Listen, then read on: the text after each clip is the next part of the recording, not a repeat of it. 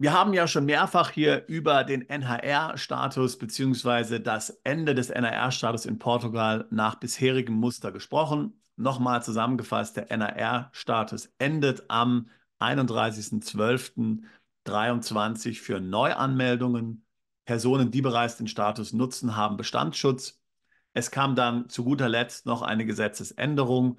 Wenn du deinen Umzug nach Portugal schon begonnen hast, das heißt, du hast zum Beispiel vor Oktober 23 ein Haus in Portugal gekauft oder deine Kinder dort bei einer Schule angemeldet, dann kannst du dich auch bis Ende 2024 noch für den Status anmelden, selbst wenn du vor Ende 23 nicht mehr nach Portugal umziehen kannst. Alle anderen können leider den NRR-Status nach altem Muster nicht mehr verwenden. Fast zeitgleich mit der Verkündigung des Aus für den NRR-Status wurde dann auch gleich das nächste steuerliche Sonderregime in Portugal vorgestellt.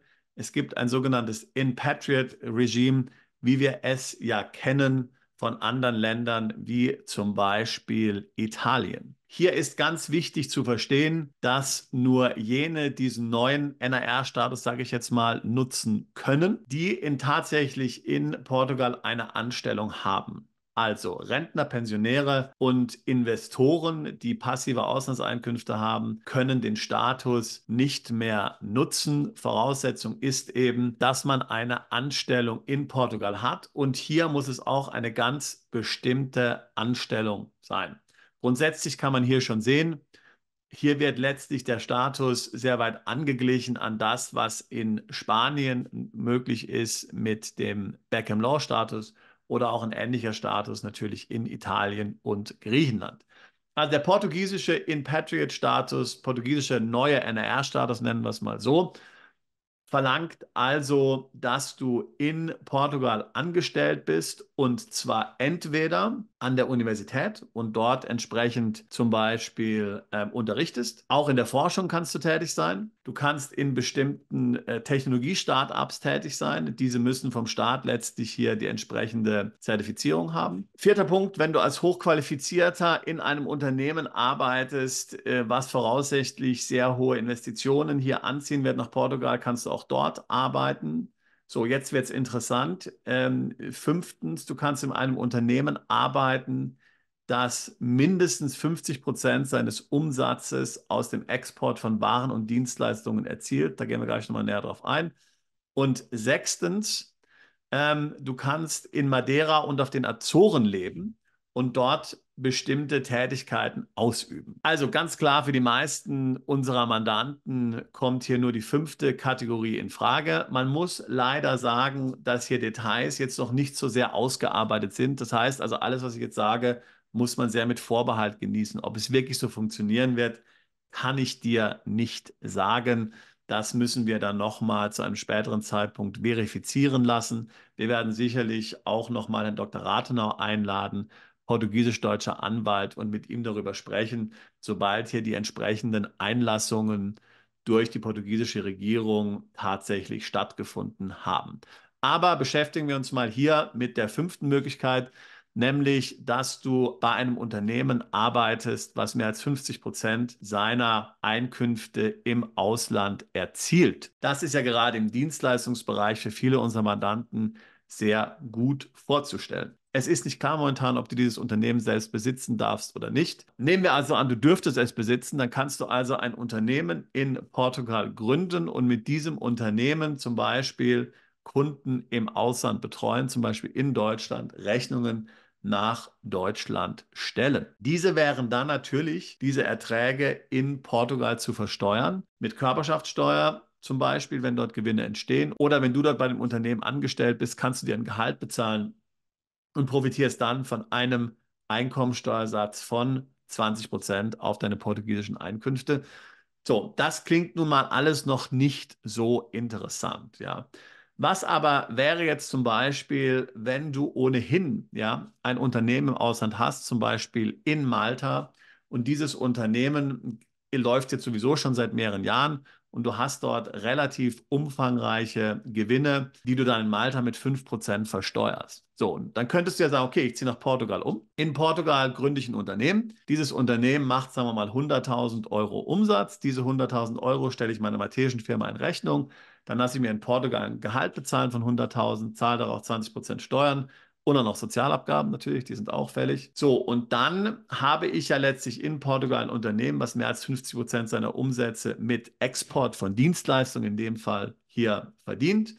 Und ich kann dann letztlich die Vorteile des neuen NAR-Status verwenden. So, und jetzt kommen wir nämlich zu den Vorteilen, die wir bisher noch gar nicht erwähnt haben.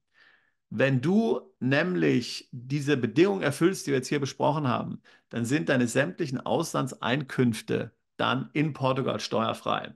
Bisher war es so, dass man ja letztlich in Portugal nur ganz bestimmte Auslandseinkünfte steuerfrei vereinnahmen konnte. Zum Beispiel Dividenden, die schon irgendwo anders versteuert wurden, ja. Aber keine Veräußerungserlöse zum Beispiel. Also wenn du Kursgewinne aus Aktien erzielt hast, musst du die versteuern in Portugal. Das gibt es jetzt alles nicht mehr. Sämtliche Auslandseinkünfte, eben wie auch beim Beckham Law, alles aus Krypto, aus Aktien und so weiter und so fort, alles, was du im Ausland hast, Mieten, Lizenzeinnahmen, Provision, Kommission, alles komplett steuerfrei in Portugal, wenn du eben diese Bedingungen erfüllst. Also man muss sagen, dass dieser neue NAR-Status tatsächlich möglicherweise noch besser ist als der alte, wohlgemerkt nicht für Rentner, Pensionäre und Investoren, die jetzt keine Lust haben, hier tatsächlich ein Unternehmen zu gründen. Das hieße also konkret, nehmen wir also mal an, deine maltesische Gesellschaft macht 1 Million Gewinn, du zahlst dann 50.000 Steuern in Malta, kannst dir dann also 950.000 nach Portugal ganz offiziell ausschütten lassen und sind komplett für dich steuerfrei. Eben immer unter der Voraussetzung, dass du dort eine Anstellung hast. Wenn es so funktionieren sollte mit dem Serviceunternehmen, wie ich es jetzt beschrieben habe, wie gesagt, wir sind ja noch nicht sicher, ob es tatsächlich so funktioniert, dass du also eine kleine Servicefirma in Portugal hast, möglicherweise eine Ein-Mann-portugiesische GmbH, bei der du angestellt bist, dann kannst du diesen Status nutzen und ausländische Einkünfte steuerfrei vereinnahmen. Vorteil gegenüber zum Beispiel Spanien ist natürlich, dass der neue Status auch wiederum 10 Jahre gilt. Eine ganz wichtige Sache noch, wenn du früher den NAR-Status verwendet hast in Portugal nach altem Muster, darfst du diesen neuen Status nicht mehr verwenden. Man darf den nur noch einmal im Leben verwenden. Man hat also einmal im Leben diesen 10-Jahres-Slot und danach geht es nicht mehr. Davor konnte man ja sagen, okay, ich verlasse Portugal, komme nach einigen Jahren wieder zurück und es geht von vorne los. Das geht nun nicht mehr. So, jetzt werden wir sehen, was hier sich in Zukunft noch tut. Diese ganzen Sachen sind natürlich brandneu. Ja, also das heißt, wir erwarten jetzt hier natürlich noch weitere Einlassungen, Richtigstellungen und Klarstellungen durch die portugiesische Regierung. Da wird sich dann vielleicht alles nochmal ändern ein bisschen. Es ist auf der einen Seite schwieriger geworden in Portugal, auf der anderen Seite ergeben sich aber auch interessante Möglichkeiten. Wenn Portugal oder ein anderes Land für dich in Frage kommt, um ins Ausland umzuziehen und deine steuerliche Gesamtsituation zu optimieren, würde ich mich freuen, mit dir im Beratungsgespräch zu sprechen. Link packe ich hier in die Beschreibung mit rein. Wir machen seit fast 20 Jahren nichts anderes, als Mandanten wie dich beim Umzug ins Ausland und der steuerlichen Optimierung zu helfen. Wir haben viele Steuerberater und Rechtsanwälte weltweit, unter anderem in Portugal, die dich hier qualifiziert mit unserer Koordination beraten und begleiten können und deinen Umzug ins Ausland zum Erfolg machen. Bist du Unternehmer, Freiberufler oder Investor? Zieht es dich schon lange ins Ausland? Mach heute den ersten konkreten Schritt in eine Zukunft mit mehr Geld und mehr Freiheit. Buche ein Beratungsgespräch mit Sebastian und seinen Kollegen. Unsere Kanzlei unterstützt Mandanten wie dich dabei, deine Steuerlast legal zu reduzieren, Vermögen aufzubauen und zu schützen und deine persönliche Freiheit zu maximieren. Profitiere jetzt von unserem Fachwissen und unserem Netzwerk. Gehe zu mandatierung.com und werde Mandant unserer Kanzlei.